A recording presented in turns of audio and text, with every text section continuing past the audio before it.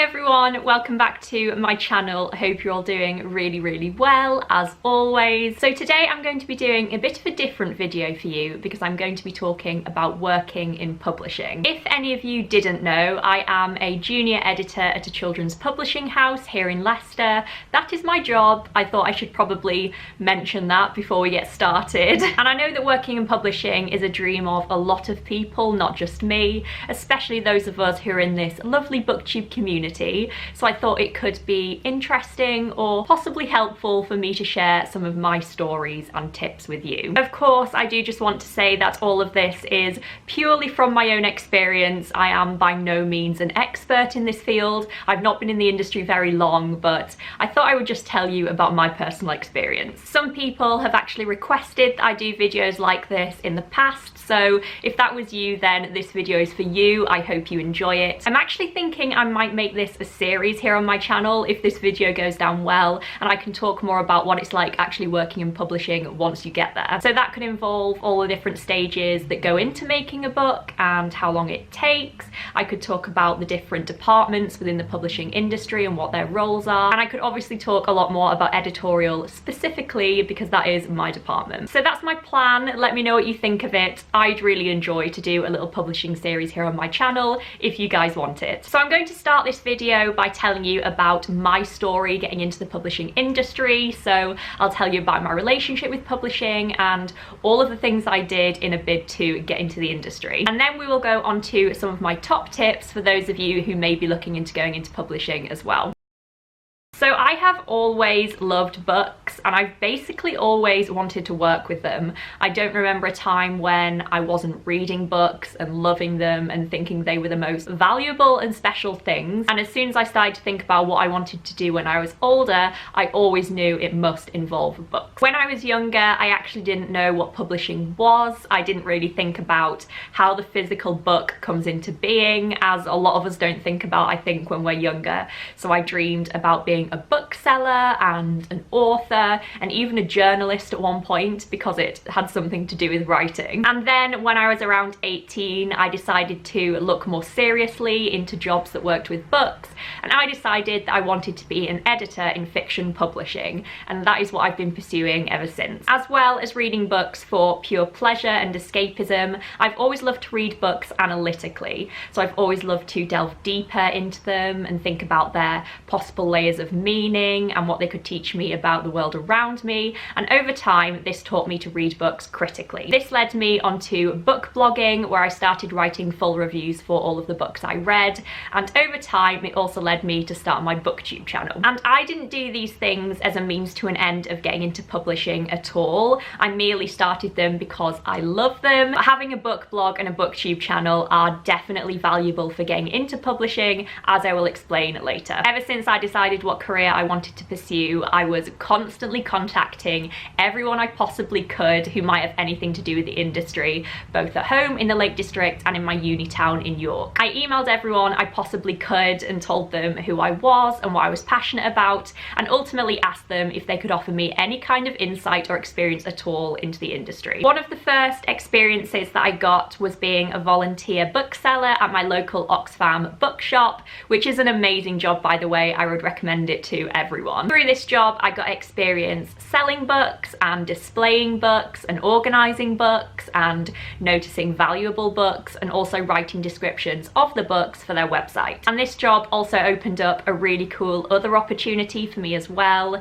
because my manager of the store was actually in charge of Oxfam UK Bookshop's Twitter, which was an amazing coincidence. I made a good impression, clearly. The manager liked me and he asked me if I would like to help him run the Twitter. So over a few months over summer, I actually helped run the Twitter, and this included things like writing the tweets and scheduling them. Of course, this experience was more publicity, social media, kind of sales oriented than editorial, but I lapped it up anyway because it was an amazing experience. Another thing that I did around this time was get the job of head of proofreading on a student politics, philosophy and economics journal at university. This was amazing for me because it obviously gave me good experience working on text, and proofreading, and because I was also part of the senior team, I also got to read articles and decide which articles were going to be picked for each edition. And the whole thing just gave me really good experience of working as part of a wider publishing team and having to communicate with the different departments like design and editorial. Throughout this time, I was still emailing people and phoning people and grilling everyone I could in my uni town to try and get as much information about the industry as possible. Throughout my time at university, I also got to do some really cool work experience with two real publishers, which was amazing. The first was Handstand Press, which is based in Sedbergh up in the Lake District. I helped with the social media side of things, I helped with content ideas, and one of the coolest things that came out of that was a poetry collection, which has actually just won the poetry category in Lakeland Book of the Year, and I actually came up with the idea for that anthology, so that was so awesome. The other publisher that I got to do some work experience with was Hayloft Publishing, which is actually based in France.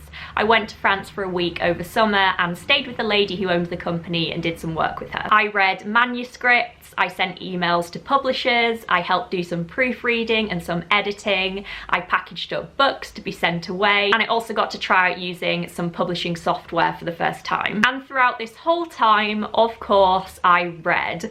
I read as much as I could, I kept practicing and refining my reviewing skills, I kept up to date with what was going on in the book world and what new releases were coming out. Then I graduated from university last summer with a first, which in itself didn't harm my chances of getting a job, I don't suppose, and I moved to Leicester. I didn't expect to get a proper job in publishing straight after graduating at all, especially because I was moving to Leicester where there isn't a big publishing scene. My rough plan was to get a job in something as bookish as possible and to continue to work on my bookish social media stuff and just get relevant experience wherever I could. But essentially my dream job came up at the perfect time. I couldn't believe it, I went for it, and ultimately I got it. So that is kind of my publishing journey up to date. So moving on to my top tips.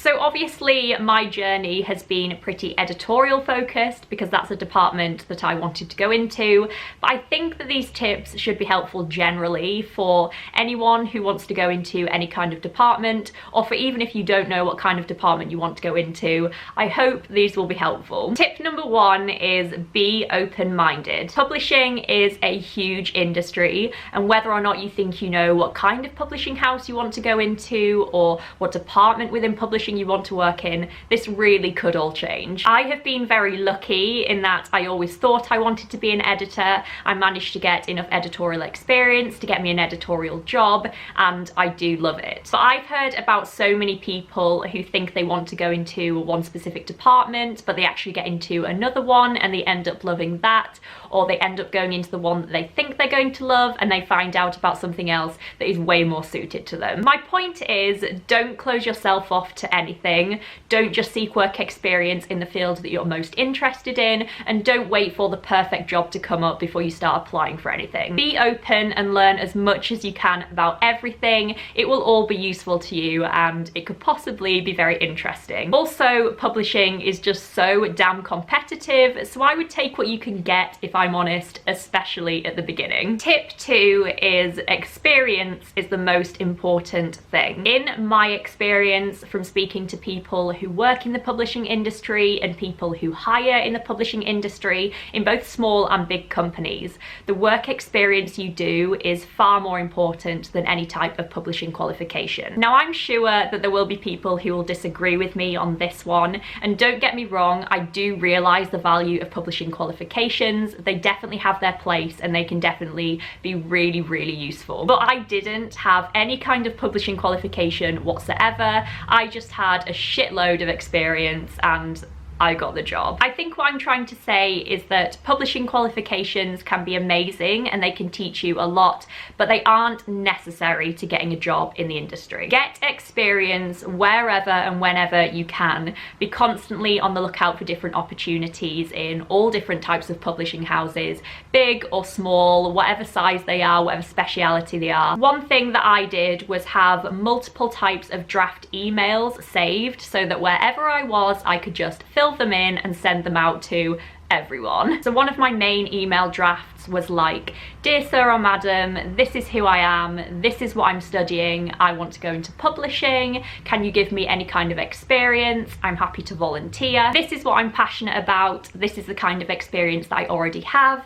Here is a link to my book blog and booktube channel if you'd like to check it out." And I cannot tell you how many of those emails I sent out, just countless numbers. And as I mentioned earlier, from reaching out to so many people, I did manage to get some really cool work experiences with a couple of publishers, which really helped me get my job. And it helped not just because it proved that I already had a little bit of experience in the industry and kind of knew my way around the processes a little bit, but it just showed that I was passionate and willing to put myself out there and do the work. A publishing qualification is not necessary. Tip number 3 is experience doesn't mean working in a publishing house. You can make so many things relevant work experience. You don't necessarily have to be working in a publishing house. If you are already a booktuber or have a book blog, that will be so valuable to you in trying to get into the publishing industry. It's probably actually one of the most valuable things you can do. It definitely helped me getting my job. Book reviewing generally proves that you love books and that you are dedicated to putting some time into it. It also shows that you can talk about books clearly and that you are somewhat keeping up to date with books that are popular and what people are reading. But more than this, book reviewing shows that you are developing a good eye for what works in novels and what doesn't work in novels and how characters can be written well or badly. You know what good pacing is and what it's like if text is overwritten. It gives you an eye for inconsistencies in plot and characterization, and it also shows you what realistic dialogue is. Those are just a handful of examples, but all of them are obviously very useful if you want to be an editor. But if you aren't a book blogger or booktuber, that is completely fine. There are 1,000 skills that employers will want to see from you. Read and write whenever you can and in as many different ways as you can. Working on a university newspaper or journal is particularly good, or write an article and put it somewhere. Work around books, even if it is just volunteering in your local Oxfam bookshop like I did. It just shows that you love books and you know how to sell books and you know how to communicate with people about books. Show that you are good at research. That is something that you will need to be able to do no matter what department you are in. Social media is now huge in the industry, so if you can cultivate a great social media presence and create engagement, they will absolutely love you for that, even if it's nothing to do with books. Essentially, if you're struggling to get work in a publishing house, or if you're applying for internships and not getting them, do not worry, there are so many things you can do. Tip number 4 is speak to people. Speak to as many people in the industry and surrounding the industry as you can and soak up all of their wisdom. While I was living in York, I wasn't only contacting people who worked in the publishing industry, I was also contacting people who worked freelance for publishing companies or people who owned bookshops. I emailed people, I rang people, I went into places, and I just put myself out there and asked them if they didn't mind me picking their brains, and some of them said yes. I met up with a couple of people for coffees and I took a notepad and I just learned everything from them that I possibly could. Anything that could possibly be useful, I wrote it down. So just be brave and email some people. Tip number 5 is read as much as you can. This may seem fairly obvious, but it is so true.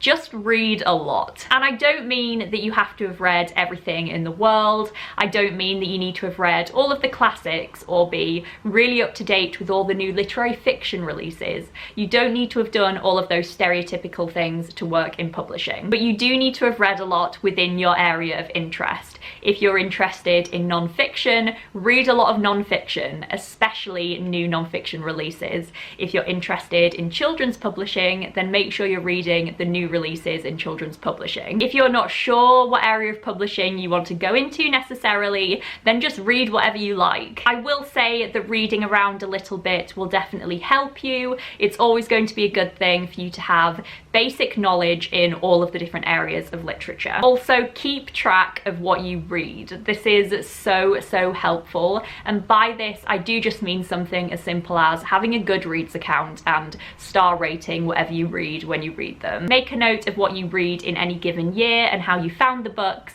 just so you don't forget them. So read what you enjoy and are passionate about first and foremost. Try to keep up with new releases in that area and also keep track of what you read. And my final top tip is keep up to date with publishing trends. Trends, trends, trends.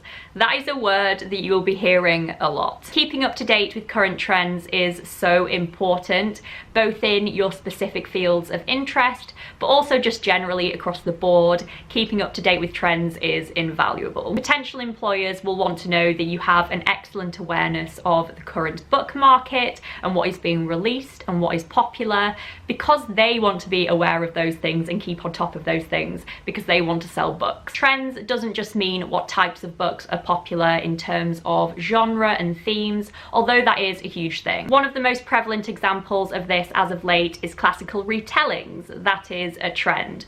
Or non-fiction in children's publishing is huge at the moment. That is also a trend, especially to do with challenging gender stereotypes or talking about influential people in history. But trends also encompasses what books aimed at different age groups are doing. So are picture books having a revival at the moment? Or what's going on covers? Are certain colours popular in YA? Are certain fonts popular? I would even go as far as to say start a notebook and fill it with trends. So whenever you see a trend or something new being released, write it down, write the month, write the publisher, and say what it is. That way you'll be able to see what kind of trends develop and what sticks. This is so important, I can't stress it enough. If you ever go into an interview for a publishing job and they don't ask you about trends, you can blow me down. So those are all my top tips for getting into the publishing industry. As I said at the beginning of the video, I am by no means an expert. I've only been in the industry about 10 months now, but from my experiences and all the people that I've seen and talked to, these are the things that I think should help you. I really hope you enjoyed hearing about my journey getting into the publishing industry and some of my top tips.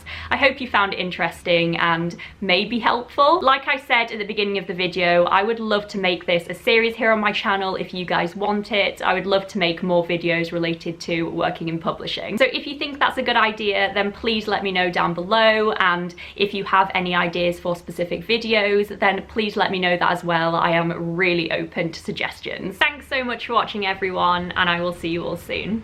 Bye.